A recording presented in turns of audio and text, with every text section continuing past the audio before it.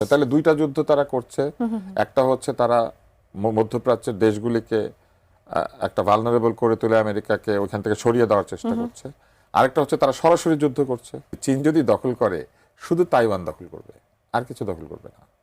এবং চীন দখল করে বলবে যে এই যে আমেরিকা করে আমিও নিয়েছি। মানে আপনি মনে করছেন যে ইরান অনেক ক্যালকুলেটিভ ওয়েতে হ্যাঁ, ক্যালকুলেটিভ ওয়েতে, কারণ তাদের তো দীর্ঘমেয়াদে যুদ্ধ চালিয়ে যাওয়ার জন্য যে আর্থিক সঙ্গতি সেটা কম, যেটা অন্যদের আছে। দুইটা কারণ, একটা হচ্ছে এই যুদ্ধের পুরো খরচ তো এরা নিয়ে নিবে, এই রাজাগুলি দিবে এই খরচ, জোর করে আদায় করবে, বলবে তোমাদেরকে রক্ষা করার জন্য আমরা এখানে ছিলাম, টাকা দাও।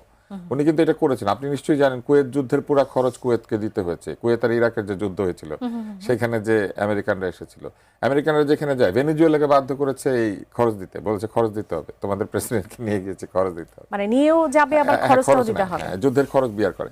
তো তাহলে ওদের অর্থনীতির উপরে চাপ পড়বে, যুদ্ধ যত চলতে থাকবে এই রাজাদের অর্থনীতির উপর চাপ পড়বে। এরই মধ্যে কিন্তু সৌদি আরব বলেন, আরব আমিরাত বলেন, এরা কিন্তু অর্থনৈতিক চাপে আছে। সৌদি আরব কিন্তু সিরিয়াস অর্থনৈতিক চাপে আছে। এবং 2029 থেকে 31 সালের মধ্যে কিন্তু এরা আমাদের বিরাট সংখ্যক রেমিটেন্স আর্নারদেরকে, ওয়েজ আর্নারদেরকে আমাদের দেশে ফেরত পাঠাবে, যুদ্ধ না হলেও। ওরা কিন্তু এরই মধ্যে জানিয়েছে।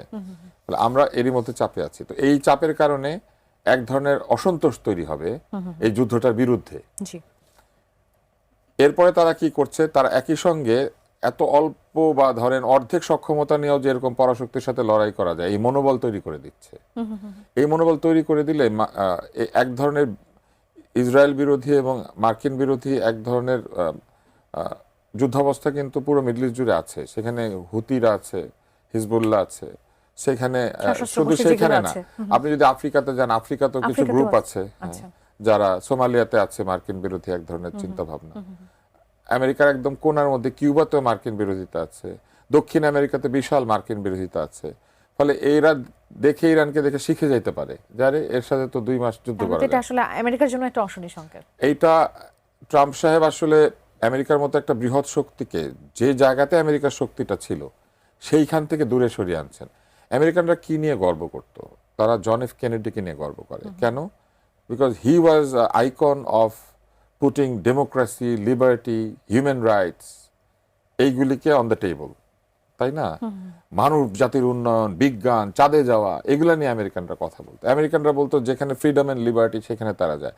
আমেরিকানরা কিন্তু লিবার্টি নষ্ট করার জাতি হিসেবে পৃথিবীতে নিজেদেরটা বিশ্বাস করে, কিন্তু অন্যেরটা বিশ্বাস করে না। হ্যাঁ, কিন্তু এখন তো আর আগের মতো নাই যে আমেরিকান মিডিয়ায় পৃথিবীর মিডিয়া কন্ট্রোল করে। এখন তো মিডিয়া ওপেন হয়ে গেছে।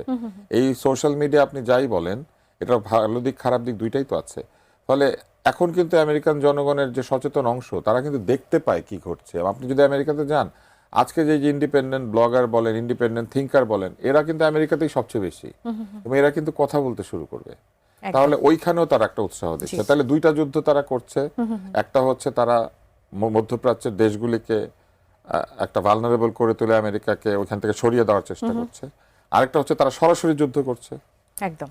আর আরেকটা হচ্ছে তারা আমেরিকার ভিতরেও যারা ওপেন থিঙ্কার, তাদেরকে তাদের পলিটিক্যাল সিস্টেমকে নিয়ে কোশ্চেন করানোর মতো জায়গায় চলে গিয়েছে, এবং আমেরিকার আশেপাশে যে দেশগুলি আছে সেগুলিকে এক ধরনের উৎসাহ দিয়ে ফেলছে যে দেখো এত অল্প জিনিসপত্র নিয়েও কিন্তু পারা যায়। ফলে এইটা কিন্তু আমেরিকার জন্য দীর্ঘমেয়াদে খুব ক্ষতিকর হবে। এবং এর মধ্যে দিয়ে আরেকটা কাহিনী হবে, যুদ্ধ কিন্তু সবসময় অর্থনৈতিকভাবে আপনাকে ড্রেইন করে, অর্থাৎ আপনার টাকা খরচ করিয়ে ফেলে। কিন্তু চীনের কি টাকা খরচ হয়ে যাচ্ছে? উনি তো সোজা করতে চায় চীনকে, উনি তো সোজা করতে চায় রাশিয়াকে। কিন্তু চীন তো আসলে যুদ্ধের মধ্যে কখনো ঢুকতে চায় না। চীন ঢুকছে না, কারণ যতই এরকম বাইরে থাকতে পারছে ততই সে অর্থনৈতিকভাবে শক্তিশালী হয়ে উঠছে। এবং আমি আপনাকে একটা জিনিস বলি, চীন যদি দখল করে শুধু তাইওয়ান দখল করবে, আর কিছু দখল করবে না। এবং চীন দখল করে বলবে যে এই যে আমেরিকা করে আমিও নিয়েছি। কিন্তু তাইওয়ান দখল করার সাথে সাথে আপনার আমার সবার আইফোন শেষ হয়ে যাবে। এইটার যে মাইক্রোচিপ, এইটা আর থাকবে না। ফলে আইফোন সাপ্লাই হবে না, অন্য ধরনের বিপর্যয়ের মধ্যে আমেরিকা ঢুকবে। আমেরিকার সমস্ত যন্ত্রপাতির মধ্যে যে মাইক্রোচিপ ব্যবহৃত হয় তার একটা বিরাট অংশ দক্ষিণ কোরিয়া এবং তাইওয়ান এবং চীনও।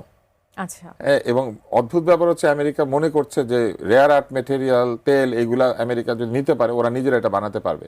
প্রবলেম হচ্ছে নিজেরা এটা বানাতে গেলেও ওদের আরো 10 থেকে 15 বছর সময় লাগবে এটা বানাতে।